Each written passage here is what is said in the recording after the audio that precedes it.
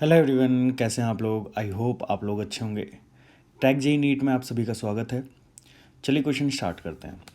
A ball attach to a string of length capital L is oscillating like a simple pendulum. Find v in terms of v not L alpha and beta. देखिए यहाँ पे question में given रखा है कि यहाँ से ये बॉल जो है या पेंडुलम जो है यहाँ से रिलीज किया जाता है। इनिशियली इसको वी नॉट वेलोसिटी दी जाती है। जब ये पेंडुलम यहाँ पे आता है तो इसके पास कुछ वी वेलोसिटी होगी और ये बीटा एंगल इस वर्टिकल लाइन से बना रहा है। पहले इनिशियली ये अल्फा एंगल बना रहा था। तो इस क्वेश्चन में हमें वी की वैल्यू फाइंड आउट करनी है। वी की वैल्यू कौन सी? ये वाली। ये हमारे पास वी की वैल्यू फाइंड आउट करनी है। अब कैसे क्वेश्चन को सॉल्व करेंगे? देखिए अगर आप थोड़ा सा ध्यान से देखें तो ये क्वेश्चन में क्या बोला गया है कि ये वाला पार्टिकल यहाँ से यहाँ पे आ रहा है और इसको लेके आने वाला कौन होगा? ग्रेविटी होगी। और जब ग्रेविटी यहाँ पे नीचे लेके आने में इसको क्या कर रही है? वर्क कर रही है। तो मैं क्या करता हूँ, ग्रेविटी की वजह से वर्क डन ले लेता हूँ। बाय वर्क एनर्जी थ्योरम हम क्वेश्चन को सॉल्व करेंगे। मैंने ये इनिशियल लेवल मान लिया और ये फाइनली ये यहाँ पे आ रहा है। क्लियर? तो ये कितना हाइट नीचे आ रहा है? तो ये एच हाइट, इतना एच हाइट ट्रैवल कर रहा है, ये एच हाइट। तो वर्क डन बाय ग्रेविटी कितना होगा? वर्क डन बाय ग्रेविटी होगा, मैं बाय वर्क एनर्जी थ्योरम मैं यूज़ करता हूँ। By work energy theorem, by work energy theorem, work done by gravity that is equal to change. अच्छा, एक और फोर्स लग रहा है यहाँ पे, टेंशन, है ना। तो इस टेंशन को भी कंसिडर कर लेता हूँ मैं। Work done by tension plus that is equal to change in its kinetic energy. ठीक है।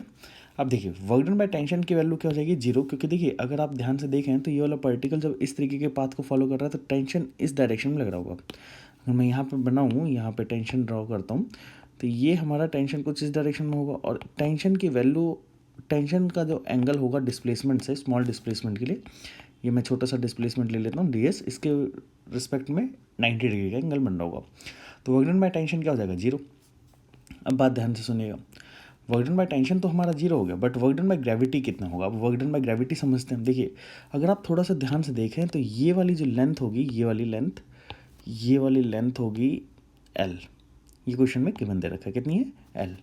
अगर आप थोड़ा सा और ध्यान से देखें तो ये वाली लेंथ जो हो जाएगी, ये वाली लेंथ हो जाएगी एल कॉस बीटा। ये कितना हो जाएगा? L cos beta. ऐसे ही अगर मैं बात करूँ ये वाली लेंथ की, इस वाली लेंथ की बात करता हूँ, यहाँ से ये वाली लेंथ की, तो ये वाले, सॉरी, ये एल कॉस बीटा नहीं होगा, यहाँ पे एल कॉस अल्फ़ा होगा। क्लियर? ये एल कॉस अल्फ़ा, क्योंकि देखिए हम इस वाले, ये हमारा एक ट्रायंगल बन जाएगा, ये हमारा एक ट्रायंगल बन गया और इस ट्रायंगल में ये वाली लाइन जो होगी ये बेस हो जाएगी। क्लियर? तो ये अल्फ़ा एंगल बना रहा है, तो यहाँ पे एल कॉस अल्फ़ा, बेस की वैल्यू क्या हो जाएगी? L cos alpha. ऐसे ही अगर मैं बात करूँ यहाँ पे इस ट्रायंगल की बात कर रहा हूँ, इस ट्रायंगल की बात कर रहा हूँ।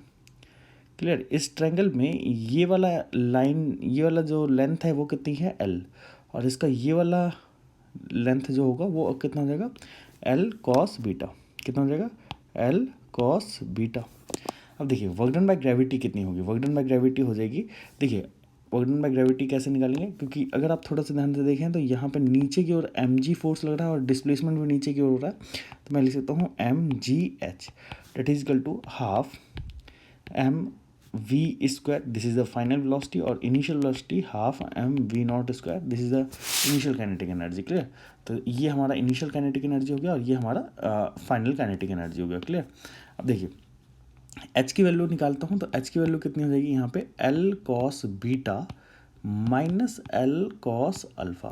तो यहाँ पे अगर आप ध्यान से देखें तो एल कॉमन ले लेता हूँ तो यहाँ पे बचेगा cos beta minus cos alpha. तो यहाँ हो जाएगा एम जी एल ब्रैकेट में cos beta minus cos alpha, this is equal to half M we square minus v not square. Clear?